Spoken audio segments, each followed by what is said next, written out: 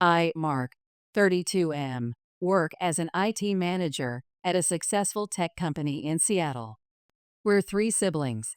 Me, my younger brother Eric, 29 who teaches middle school science, and my younger sister Sarah, 27 who calls herself a digital content creator, but really just floats between part-time jobs.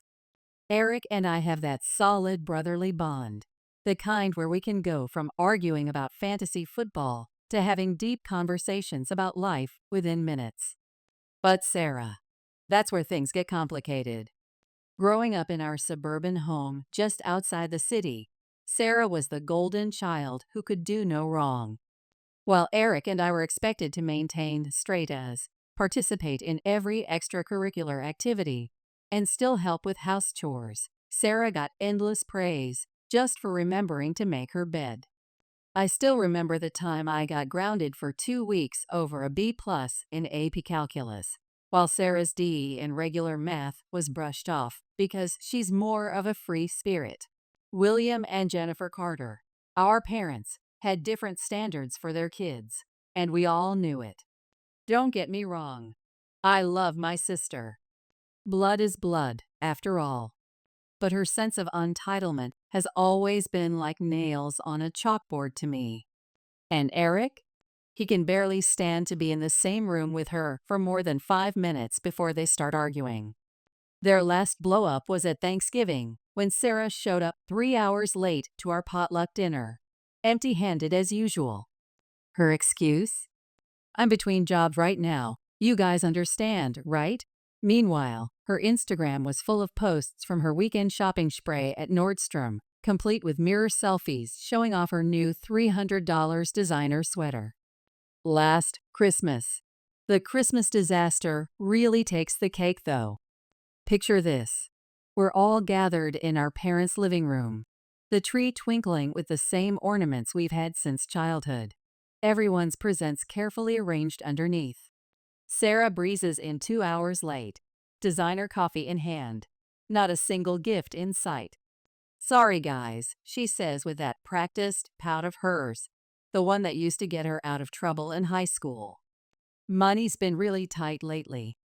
Being a freelancer is just so unpredictable, you know? But I'm here, and isn't that what Christmas is really about? Eric, who had spent weeks picking out thoughtful gifts for everyone despite his teacher's salary, couldn't hold back. Really? He scoffed, pulling up his phone. Because according to your Instagram, you had enough for those $400 Stuart Weitzman boots yesterday. What was the caption again? Treat yourself. You deserve it. With like 20 sparkle emojis? The tears started right on cue. Not quiet, dignified tears, mind you, but full-on theatrical sobbing. Why are you so materialistic?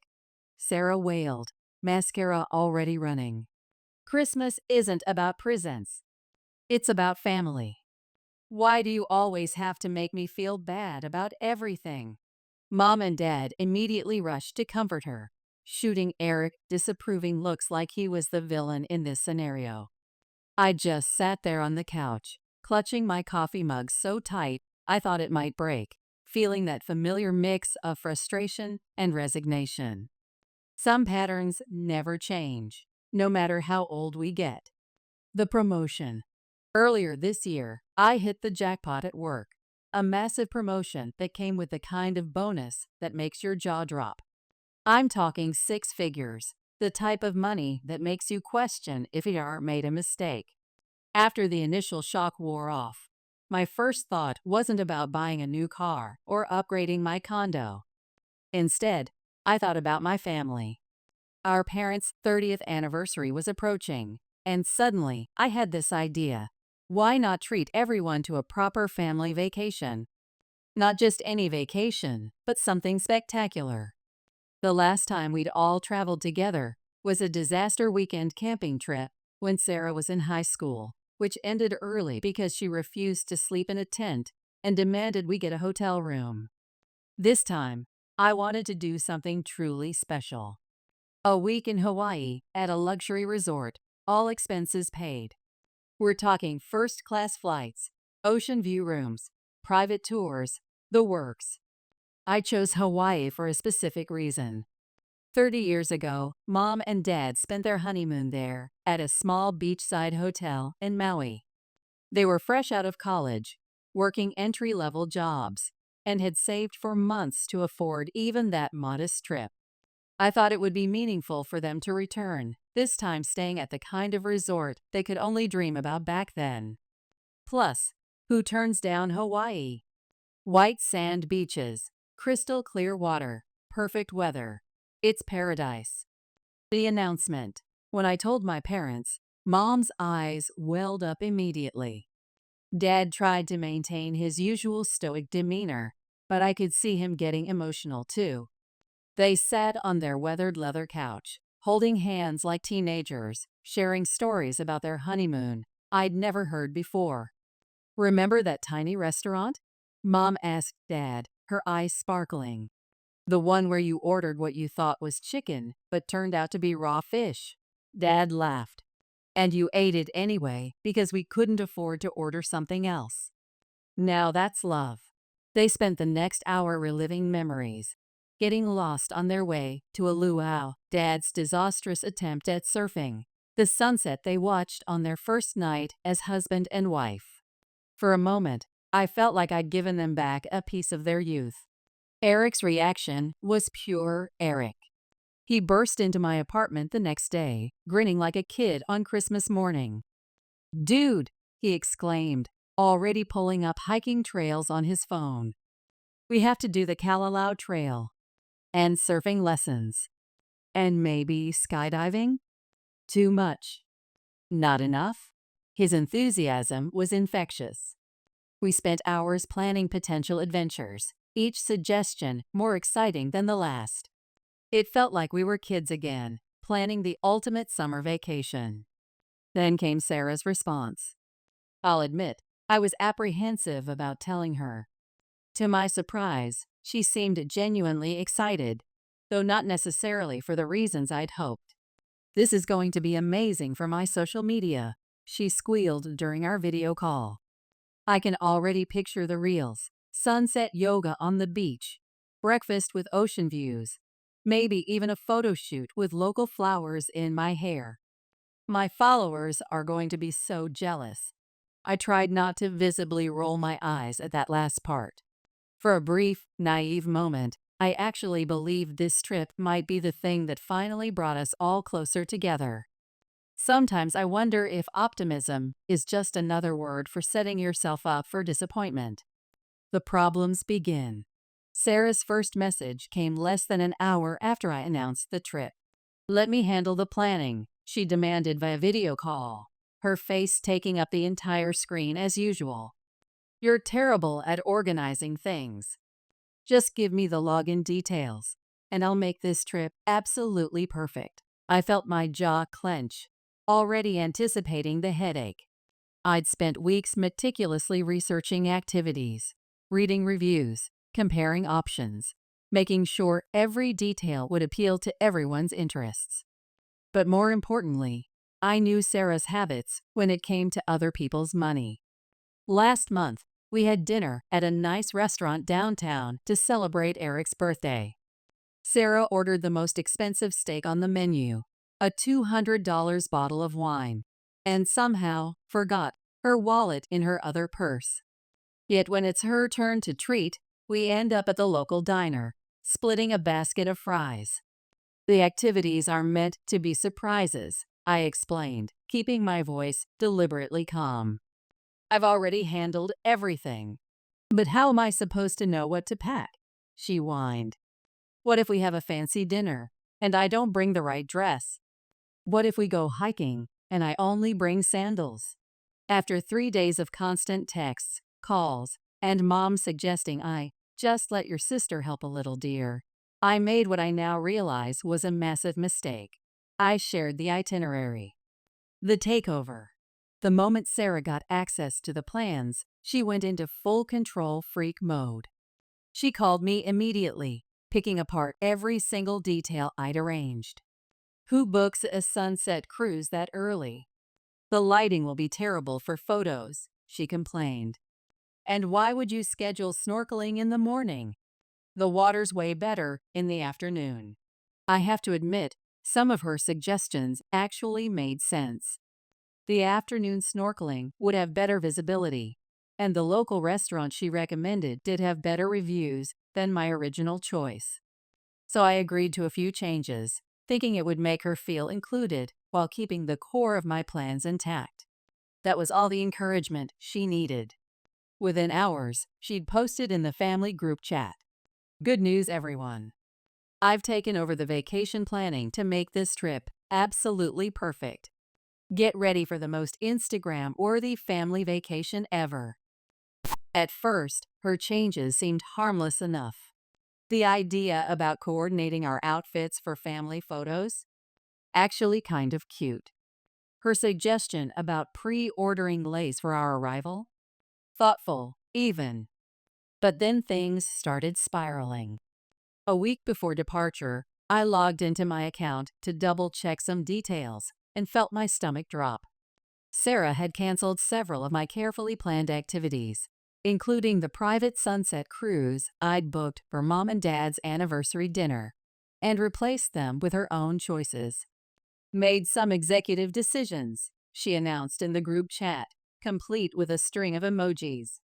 Trust me, my version is going to be so much better. Think less boring family stuff, more aesthetic experiences. The confrontation. I was livid. This was my gift, something I'd planned for months, and Sarah had completely hijacked it. When I called her, my hands were shaking with anger. Sarah, you need to stop changing things without asking me, I said, gripping my phone tightly. This trip is my gift to the family. I'm the one who planned it. I'm the one paying for it. You should be so grateful I'm helping, she shot back. Your boring itinerary would have put everyone to sleep. I'm way better at planning than you. God, why are you such a control freak? The line went dead before I could respond. 20 minutes later, my phone lit up with Mom and Dad's number. Your sister is very upset, Mom started, using that same placating tone she'd used throughout our childhood. She says you're being unreasonable about the planning. I pinched the bridge of my nose, feeling a headache building. I'm trying to plan special surprises for everyone. She's changing everything without even asking me, things I'm paying thousands of dollars for. What does it matter who plans it? Dad asked, sounding tired. We're family. Can't you just let her have this one thing? The final straw. 2 days before departure, a notification popped up on my phone that made my blood run cold. My tickets had been canceled. I called the airline in a panic, only to learn the cancellation had come from my own account. When I called Sarah, she actually giggled. Oh yeah, about that, she said, sounding completely unbothered. Look, I had a family meeting, and we all agreed you're way too negative. Your controlling attitude would totally ruin everyone's vacation vibes. So we decided to dump you. Don't worry though, I'll make sure to take tons of pics for the gram. I felt like I'd been punched in the gut. A family meeting? When exactly was this meeting? Details, she dismissed with an audible eye roll. The point is, you're out. Sorry, not sorry. Maybe next time don't be such a buzzkill. The retaliation. I hung up without another word. My hands were steady now as I logged into my account, canceled Sarah's ticket, and rebooked it in my name. Then I changed all the passwords to make sure she couldn't mess with anything else. In the family group chat, I typed, since Sarah claims you've all agreed to exclude me from the trip I paid for, I've canceled her ticket. If anyone else prefers to stay with her, let me know and I'll cancel yours too. No hard feelings. The truth emerges. Eric called within minutes. What the hell is Sarah talking about? He demanded. Nobody agreed to kick you off the trip. This is the first I'm hearing about any family meeting. While talking to Eric, another call came in from our parents. They started out furious about me canceling Sarah's ticket, but their anger deflated like a punctured balloon when I explained what she'd done. We never had any family meeting, Dad admitted, his voice heavy with resignation. But couldn't you just rebuy her ticket? We should all go together. As a family. I took a deep breath. No. I won't let Sarah dictate how I spend my money or ruin the surprises I planned. If she wants to plan her own trip, she can use her own money for once. The conference call. Dad suggested a conference call where Sarah could apologize. I agreed, mostly out of morbid curiosity. I'd seen comets hit Earth more often than I'd heard Sarah give a genuine apology. When Dad connected her, Sarah didn't realize she was on speaker. Apologize to that control freak? My perfectly toned butt. She snapped. I did everyone a favor. He would have ruined everything with his stupid, boring plans. The silence that followed was deafening. Without a word, Dad ended the call. When he called back a few minutes later, his voice was heavy. I'm torn between my children, he said. I honestly don't know what to do anymore. I felt a complex mix of emotions. Vindication that finally, my parents were seeing Sarah for who she really was, but also sadness that it had taken this nuclear-level drama to get there. The present. As I pack my suitcase for Hawaii, double-checking my lists and confirming reservations, I feel a strange mix of emotions. My carefully planned family vacation has morphed into something entirely different. Eric's still coming. He's been flooding my phone with surfing videos and hiking trail guides. Mom and Dad are wavering, trapped between their children as usual. And Sarah. Well, she's probably crafting the perfect social media post about family betrayal. The funny thing is, underneath the anxiety and disappointment, there's a sense of relief. For years, I've watched Sarah manipulate our family dynamics with her tears and tantrums, always getting her way through emotional warfare. Maybe this was the wake-up call we all needed. The Sarah Show continues. After losing her ticket, Sarah launched into what I can only describe as a full-scale campaign of chaos. She called Eric one evening, her voice dripping with fake sweetness. Listen, big bro, she cooed. Why don't we co-sponsor the trip? Just you and me. We can all go without Mr. Control Freak ruining everything. Eric, bless his patience, actually laughed. Do you even have that kind of money, Sarah? Well, no, she admitted. But I'll totally pay you back as soon as I can. I've got some really promising opportunities coming up. Keep in mind, Sarah's idea of work is showing up to her barista job maybe twice a week when she feels like gracing them with her presence. She's been fired from more jobs than I can count because apparently basic responsibilities like punctuality and actually doing your job are beneath her creative spirit. When Eric refused to bankroll her revenge vacation, Sarah showed her true colors. You've always been his puppet, she screamed. Both of you think you're so much better than me just because you have real jobs and responsibilities. You're just jealous of my freedom. The siege at our parents' house. For the next week, Sarah practically lived at our parents' house, putting on an Oscar-worthy performance of the abandoned victim. My own family is deserting me, she would wail, loud enough for the neighbors to hear. How could you let them treat me like this? But something was different this time. Instead of immediately rushing to comfort her, Mom and Dad stood firm. If you want to come on the trip, Dad said firmly, you need to apologize to Mark and make things right. Sarah's response was pure Sarah. He's the one who needs to apologize. He's trying to buy everyone's love with money. Just because he has some fancy job doesn't make him better than me. The Hawaiian escape. The morning of departure was surreal. Eric was bouncing around the airport like a kid hopped up on sugar, while Mom and Dad looked like they were heading to a funeral instead of a tropical paradise. As we boarded the plane, I could feel their disappointment weighing heavily in the air. But you know what? That's on Sarah, not me. I refuse to let her toxicity poison this experience for everyone else. Landing in Hawaii felt like stepping into another world. It's amazing how quickly tensions dissolve when you're surrounded by pristine beaches and breathtaking sunsets. I threw myself into making sure everyone had an incredible time, arranging private Lewis, snorkeling with sea turtles, taking helicopter tours over active volcanoes. My phone kept buzzing with messages from Sarah throughout the week, ranging from rage, "I hope you all get sunburned and stung by jellyfish," to manipulation, "I can't believe my family abandoned me like this. What will people think?" I finally muted her notifications. This trip was about creating memories, not managing Sarah's latest drama production. The aftermath. Back in Seattle, I discovered Sarah had blocked me on every social media platform. Apparently, seeing our vacation photos, especially the ones of us swimming with sea turtles, pushed her over the edge.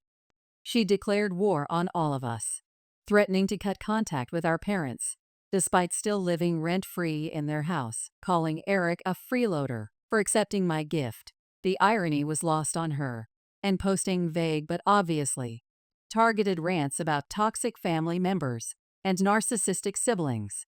3 months later, during a routine Sunday dinner visit to our parents' house, I noticed something different. Sarah's beat-up Volkswagen wasn't in its usual spot. Inside, her room was completely empty, walls bare, closet cleared out, even her precious vanity mirror gone. Mom and Dad looked different too. Lighter somehow, like they'd put down a heavy burden they'd been carrying for years. They'd finally done what they should have done long ago: cut the cord. Sarah hadn't paid rent in months, cycling through increasingly creative excuses. I needed new clothes for work. My car needed emergency repairs. Mercury is in retrograde. It's bad luck to pay rent right now. I'm investing in my personal brand. When our parents finally gave her an ultimatum, pay rent or move out, she threw a tantrum that would make a toddler look reasonable. The unexpected return. 6 months of blessed silence passed before Sarah appeared unannounced during our weekly family dinner. She looked different. Her designer clothes replaced with wrinkled Target basics, her perfectly styled hair in a messy ponytail. "Daddy," she said when Dad opened the door, her voice small and practiced. "I'm home." Dad didn't budge from the doorway. "No, Sarah, you're not." The waterworks started immediately. "They're going to arrest me if I don't pay my rent," she wailed. "Don't you love me anymore?" Before Mom could waver, Eric stepped in. "Arrest you for not paying rent? Come on, Sarah. We've heard this story before." "Stay out of this," Sarah snapped, her victim act vanishing. "This is between me and my parents." I'd had enough. Standing up from the dinner table, I joined them at the door. "No, it's between all of us. You don't get to waltz back in and pretend the last year didn't happen." "Oh, look who it is. The golden child," she sneered, her face twisting with anger. "Always so perfect, aren't you? With your fancy job and your perfect life." Dad's voice cut through her tirade like steel. "That's enough, Sarah. You need to leave. Now." The aftermath. As Sarah's car screeched out of the driveway, Mom burst into tears. Later, helping her clean up dinner, she turned to me with red eyes. "Did we do the right thing?" I hugged her tight. "Sarah needs to grow up and take responsibility for her choices. We can't keep enabling her behavior." Epilogue. Sometimes, late at night, I wonder if things could have been different. If we'd drawn boundaries earlier, if Mom and Dad hadn't played favorites, if Sarah had faced consequences for her actions sooner. But you can't help someone who refuses to help themselves. Our family dinners are quieter now, but more peaceful. Eric's talking about getting certified to teach advanced placement classes. Mom and Dad are planning their first solo vacation in years. And Sarah, well, according to her latest social media posts, viewed through Eric's account since I'm still blocked, she's finding herself through crystal healing and aura photography. Life goes on. And hey, I hear Hawaii is beautiful in the winter too. Maybe it's time to plan another trip, this time without the family drama.